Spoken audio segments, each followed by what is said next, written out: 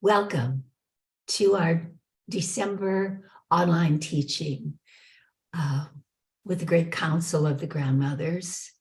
And we'll meet today, as we always do, connected within the net of light, asking the grandmothers to speak through us, hear through us, think through us, and love through us as we spend our time together. We meet together because all of us who are part of this work are living the grandmother's message, and we learn a great deal from one another as we go. So as we begin, I'm just going to do a short meditation with the net of light so that it draws us all in together as one being, one heart beating together, and we learn together as the grandmothers work with us. So begin by just letting yourself be supported by the chair and the floor, wherever you are. And recognize that, yes, you are breathing, but in actuality, you're being breathed. Life is holding you. Life is breathing through you. And here we are together. We experience our union with each other, with the great family of light, those who seek the highest good for all beings all over the earth. And all of us are connected within the great net of light, the cosmic web, the largest construct in the universe that holds all life, holds us, uplifts our thoughts, our bodies, our lives, our very beings in light. And every time we think of it, it grows stronger and stronger, not only in us, but in our connection with all life. So we include in this work all beings of good heart, all women, all men, all children, those who have gone on, the ancestors of the light have gone on before us, and those who will be coming after us. We are all part of this wave of the one love. We ask that everyone, every member of the human family be lifted, cradled, and loved, held in the net of light, and that all the animal kingdom be held and loved in the net of light. The same with the plant realms, the mineral realms, the same with all life everywhere. We ask that the very, very elements of life themselves be held in this love, in the great appreciation that we all share for these elements that create all the life on earth and all the life throughout the cosmos, for the air, for the earth itself, for fire, for water, for space, all of these intrinsic elements which comprise myself, my body, my thoughts, yourself, your body, your thoughts, your very being. And in great gratitude, we open to this love and ask that the net of light enfold and uplift all beings everywhere, especially where there is suffering or a sense of separation, that all be held in the one love. And together we ask, may everyone in all the worlds be happy. May everyone in all the worlds be happy. May everyone in all the worlds be happy. Oh, peace, peace, peace.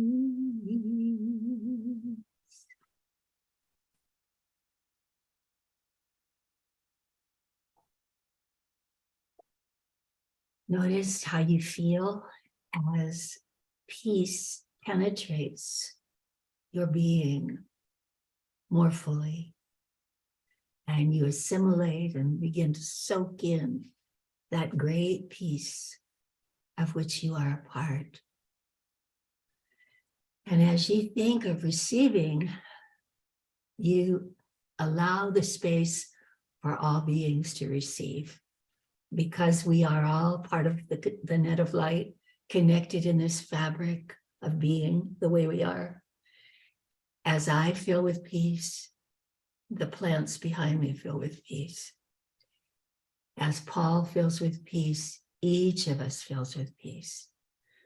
As Jane fills with peace, the whole eastern seaboard fills with peace. And as Emily fills with peace, all the mountains and plains of California fill with peace. Peace, peace, peace. So this is the first time we've come together like this on Zoom, where we've had a man with us. So we have a few men involved in the grandmother's work, but with a name like the grandmothers, you can imagine they are fairly few and far between.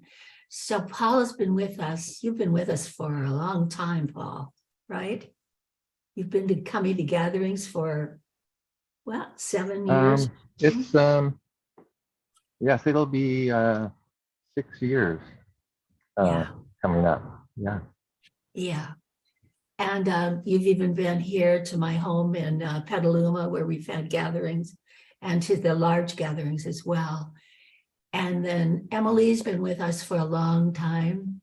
And Jane, you've probably been the greatest veteran here. You and I went off to Lithuania in 2006, pioneering the work there.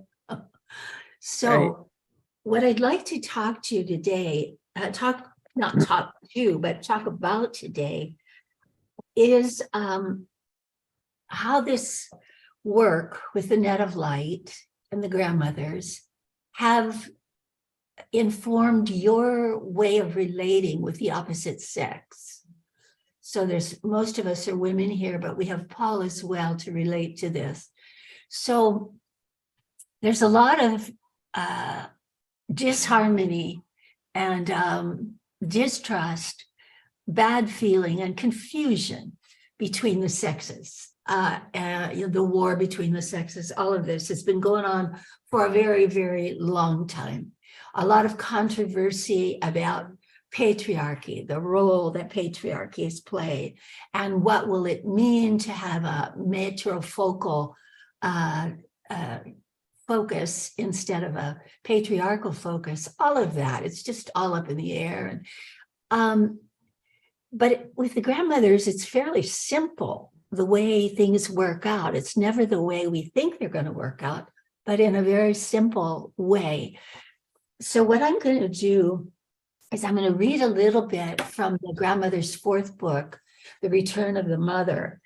And then we could kind of use that as a jumping off place to work from.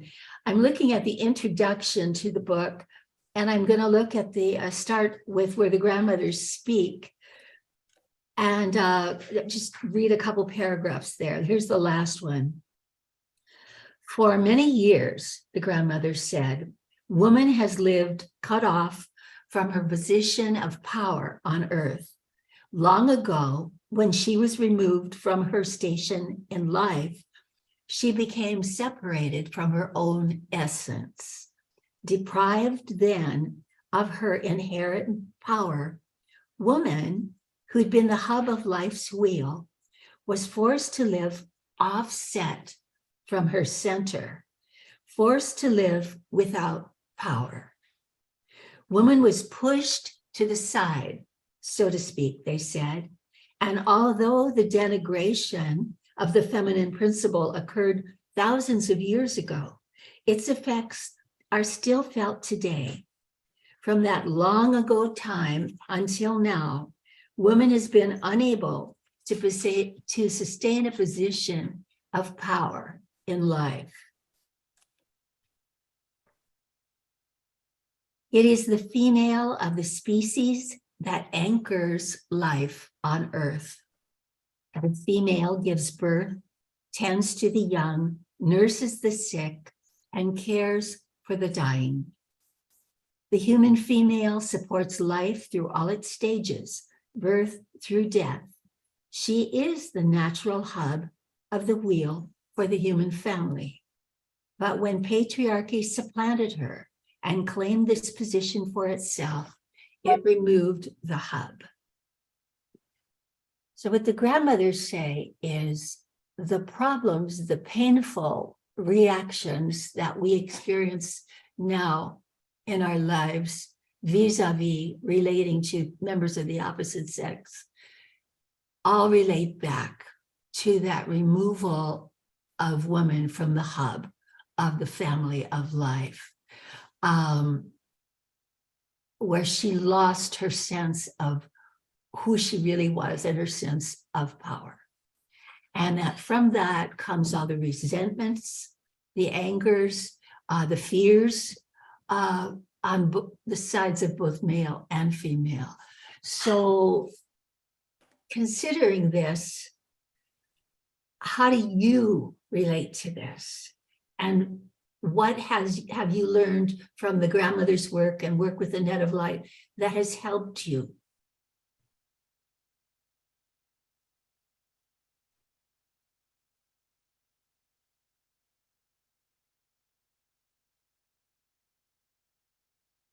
Would you like me to go first?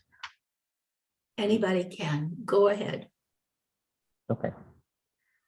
Okay. Thank you. Thank you for this opportunity to share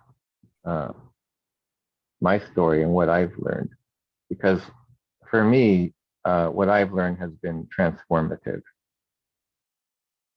I would say that looking back, before 6 years ago, my sense of who I am and how to relate with others, especially women, was skewed by patriarchy to such that I was operating from overabundance of yang energy. And that meant controlling, having power over, expecting others to meet my expectations, to meet my needs. And so I was hurt very much by that patriarchy, to have that way of operating that caused a lot of pain and hurt to the people in my life, especially women, especially my spouse, my children, both the boys and the girls, and as well as the women that I supervised in my work. After coming to that first gathering, which was almost 6 years ago, I came because I was drawn to a need for healing in myself. And I saw that the path for doing so was to cultivate feminine energy within myself, to reach some sort of balance, because I felt very much off balance in the way that I operated and thought and my attitudes and so forth. And so for me, the message of the grandmothers has been integral to that work within myself. And I feel called by the grandmothers to make amends for the harm that I caused by my imbalance, to especially to those that I have harmed. Hmm. And so, I feel, renewed and transformed by this personal work directed by the grandmothers to allow the light of their divine love to shine within myself to all the dark places, the places that were dark, and replace that darkness with light. Hmm. Wow. And then from that place, I can relate very differently to in all my relationships and heal. I can't, go back and change the harm caused, but perhaps there can be some healing, and at least I can move forward in a new way of relating. Yes. Yeah. And so I can practice acceptance of people for who they are, and I can experience the connectedness that I have with everyone. And I can celebrate. I can celebrate women reestablishing their place in the world, and their owning their power and their place, their rightful place in the web of life. Wow. Thank you, Paul. Thank you. That's pretty, sounds like got the big wake up. Yes, definitely. Okay. Thank you. Never too late. Never, never. Okay. Wow. So, Emily or Jane, do you want to respond to any of that or add on what you're learning?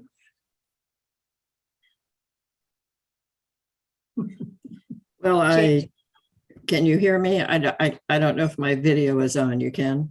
Yeah. Well, thank you, Paul. I think the message from the grandmothers that's very poignant to me is the feminine's lack of reverence for herself and looking outside of herself for affirmation. And to do that means that you have to look into the culture that tells you who you are. And it's not a welcoming culture to the feminine. And so I love the image that they have of the masculine energy out of control, being the bull slavering back and forth in a frantic sort of expenditure of raw energy. And I think that we certainly have seen this very recently in our own culture.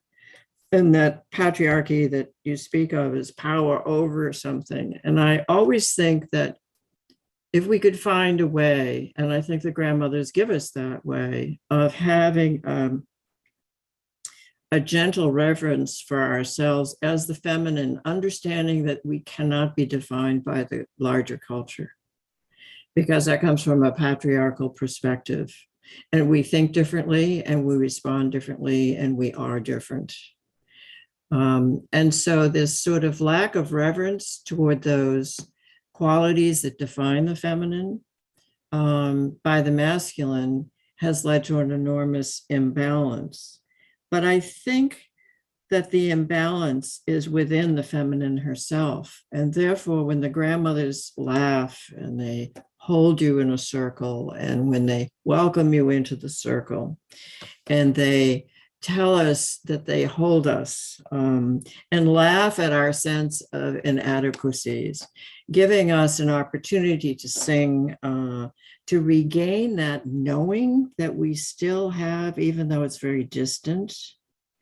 So it's not waiting for the masculine to give us permission to be who we are. It's giving ourselves permission to celebrate our differences. So then the masculine understands what it is to be in partnership.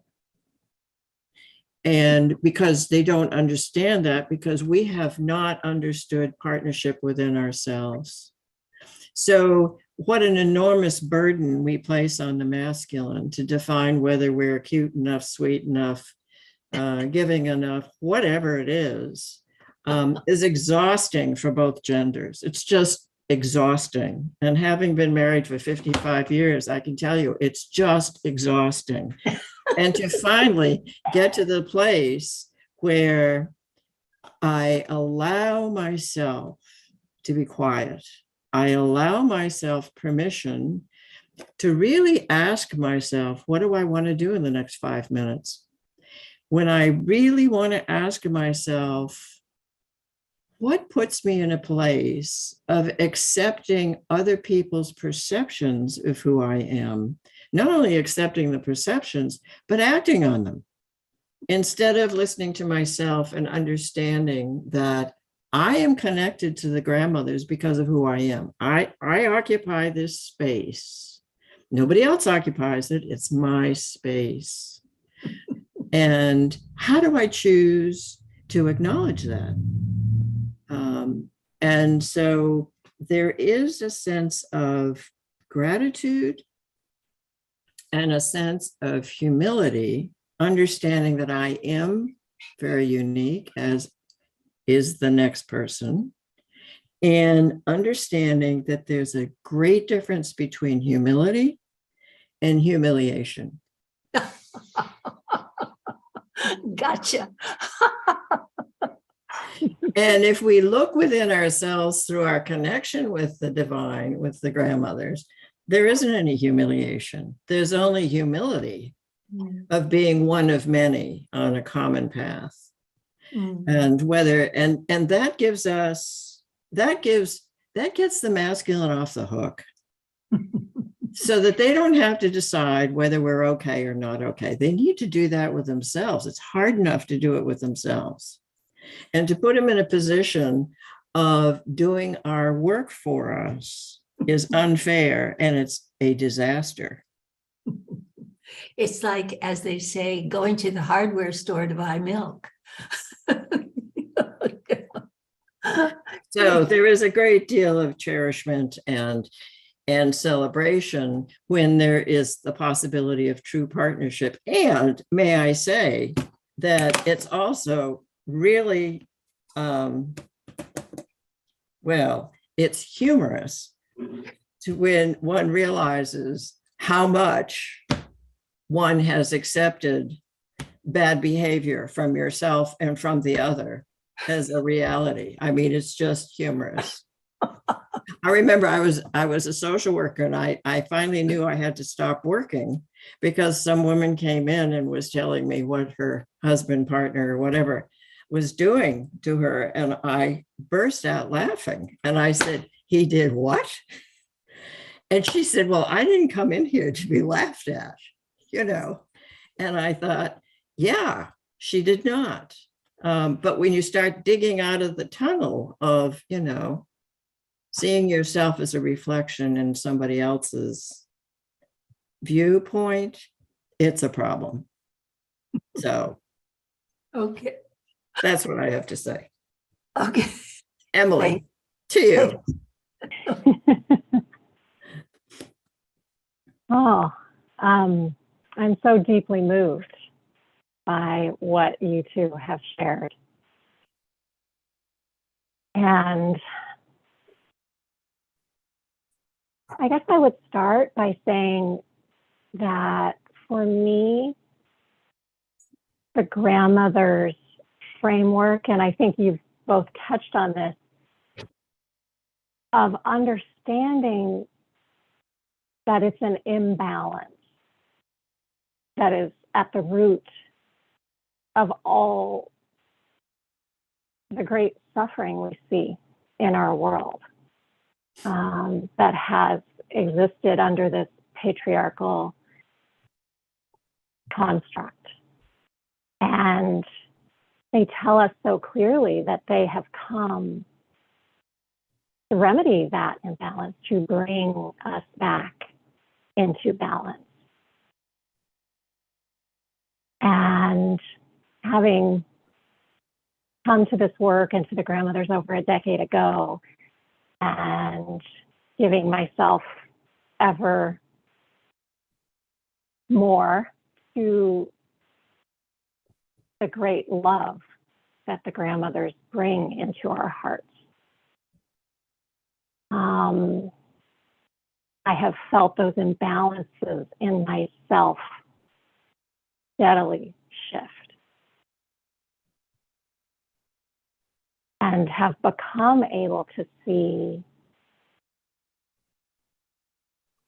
that every gender, you know, whether identifying as male or female or non-binary or, you know, anywhere, I think we're all in the process of learning even what the term gender means, but those who predominantly flow a yin energy, and those who predominantly flow a yang energy, no one has been served by patriarchy, and Paul, you just spoke so movingly to that. And one of the early messages from the grandmothers was that yang is wildly out of balance. In order for yang to come into balance, yin must retake her place of power. And only women can lead. Only those who are the deep holding reservoirs of yin can initiate that. And that when yang energy, and we all have both within ourselves, right? So this is all occurring within each of us. And then we all have, you know, the energy we flow between and amongst ourselves and our world and nature and all that is. And once yang is fully supported by yin in its full strength and power, yang always reaches out in support of life.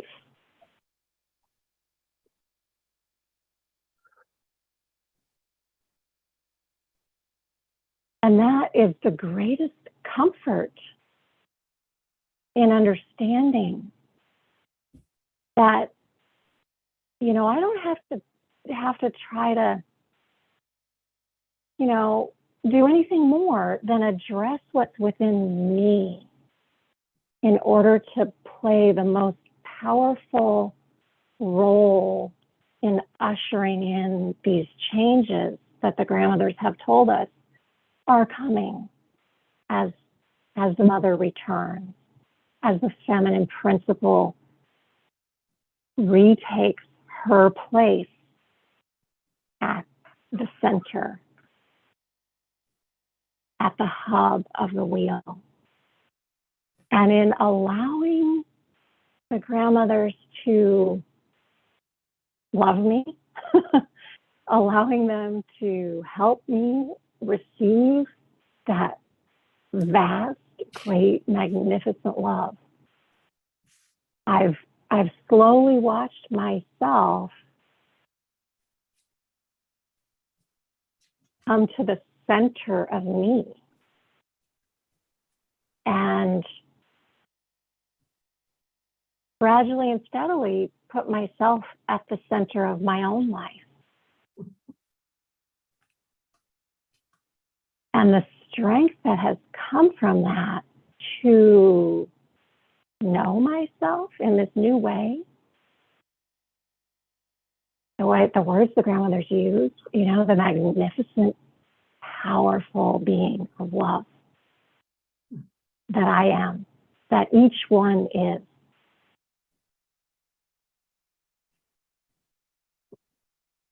that has changed how I feel in every moment. And it's changed how I relate with others. It's changed how others relate to me. And in particular, between men and women, my relationship with my father has completely transformed. From as a little girl, sort of seeing him as, you know, am I being a good girl? You know, did I do okay? Am I doing something that Dad approves of?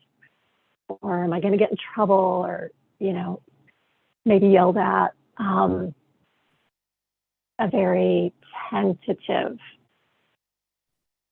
feeling with him. And a very long, you know, of course, a very long process with a lot involved. But having been even recently in the last few years able to communicate with him and reveal myself in ways I never had the courage to do before. And some of that, you know, is about my deepest pain that the grandmothers had so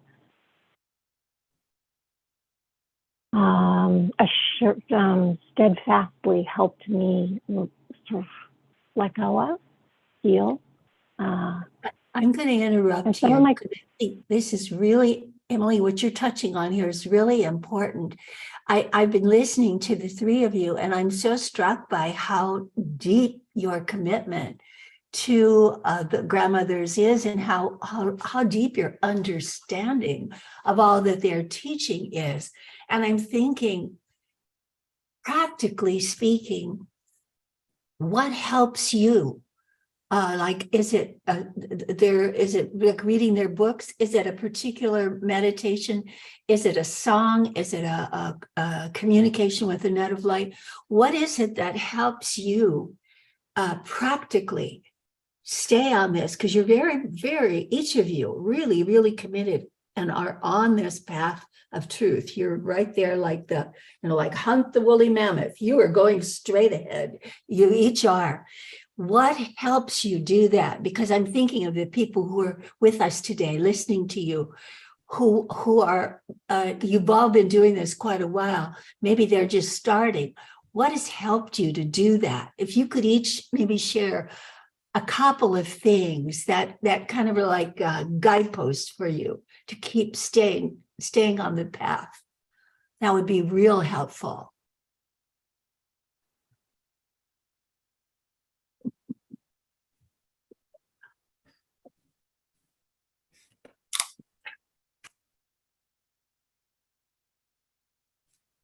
The first one that comes to mind for me is just in any situation,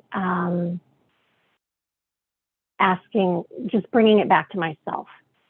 How am I relating to what's going on? Whenever I have a tendency to feel like, oh, something's coming at me, or, you know, that I have to react. So where am I in this? Asking the grandmothers to hold me, to help them remind me of who I am. And often that helps me shift how I'm seeing a situation and interaction that maybe is contentious or, you know, not feeling good. Thank you. Reminds me of their song, you know, remind me, grandmothers, remind me, grandmothers, remind me again who I am. Yeah. Anybody else? I would say my favorite book in my library is Grandmothers Speak. Okay, because it was the first book that I read of yours and the grandmothers, and to me, it forms a wonderful foundation for anyone who's just beginning this work, is to witness the journey of getting connected with the grandmothers, and through their writings and your experiences with them, Sharon, it makes it very accessible. and possibilities abound as far as getting connected with the grandmothers in a way that's an antithesis of what we talk about in our culture. We don't talk about spirituality. We don't talk about our souls, all that sort of stuff. So this is a way of giving you a tangible way of connecting to the grandmothers and therefore with yourself in a different way. So that's what I would say. And then I always find myself singing, you know, oh, grandmothers, hear my calling. We're seeking healing. You know, when I get in a really bad space, all of a sudden I start humming that song. So that's, I don't know if that's helpful. Yeah, thanks, Jane. Thanks, Jane. I still go. I've got all the books, you know, sitting here beside me. I just sort of open one. Okay, give me my marching orders for today, you know, Right. see Right. what's in there. Yeah. Right. I know about the songs. They run in my mind all the time. Right. Right. Right. And I think the other thing that helps me is also the innate humor that the grandmothers display all the time. And so to me, that helps when you're faced with things that are absurd. And therefore, if you can do it with gentle humor, you can get through it a lot better, I think. Paul, how about you? Oh gosh, there's so many things, so many practices, so many tools, I guess, that I continuing to develop to keep myself, you know, centered and grounded and living with intention. And it starts out when I just first wake up in the morning. I read a few inspirational sources, and I just kind of start, you know, my day with a focus on how I want to live it, and to live with joy, and to and then throughout the day, I just continually kind of check in with myself as things happen, rather than to react. How do I wish to respond and I look for divine guidance in how to respond. And that's throughout the day. And then at the end of the day, I kind of review, you know, what went well, what didn't go so well, what, you know, things like that. And then these periodic things to feed my soul, which is to, you know, engage in these online meetings, engage in the in-person gatherings, to go on retreats throughout the year, all those kind of things to continue to not only stay on the right path, but maybe, you know, develop the way on that path. So yeah. Thank you. Thank you. Sharon, can I just say one quick thing here? Being 80 years old, you know, I sit here and I despair so often of where we are in our world. And when that happens, you know, the grandmothers come to me in their message that your job right now is to take a stand like a tree, plant your feet in the earth, and understand that your job at this point is to become completely present as the feminine. So that when the time comes when the earth is interested in what that means, you are available, you have nurtured yourself, you are there as resource. So it isn't about trying to knock somebody's head over to say, look at me. It is, your job is to plant your feet in the earth, sing the songs, understand yourself, what it is, so that you're ready. Oh, it's lovely. Yeah.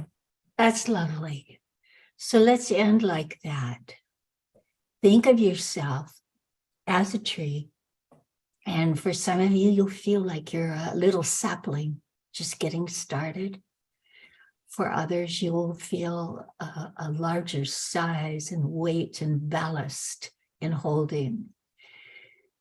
But we are in this way trees, those who connect heaven and earth, who have head in the sky, feet on the ground. That is, we are very like them in this way. Feel that now. And as you're planted all around you now, the grandmothers are going to come in, encircling you, loving you, caring for you, nurturing, and giving that tree everything it needs: water, food, aeration, everything this living being that you are, that we're thinking of as a tree now, needs. You are precious in the great scheme of this world. You are infinitely precious. Even though you've been taught all kinds of things that contradict that, those things are not true. You are at one with the great love. You are the same. You are divine. You are perfect as you are. And let yourself bloom.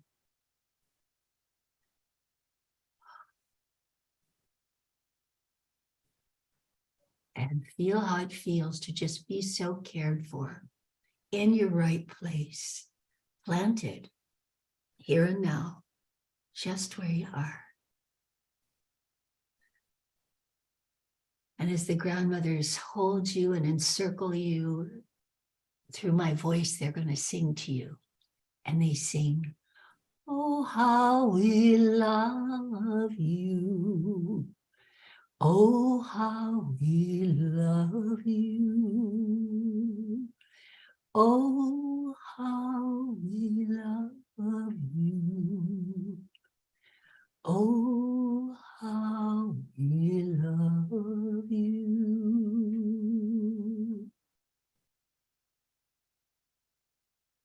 Truer words have never been spoken. Let yourself receive and continue to receive. We'll meet again on the first Sunday in January. And you can go to the website grandmotherspeak.com or netoflight.org to connect with us. See you next month.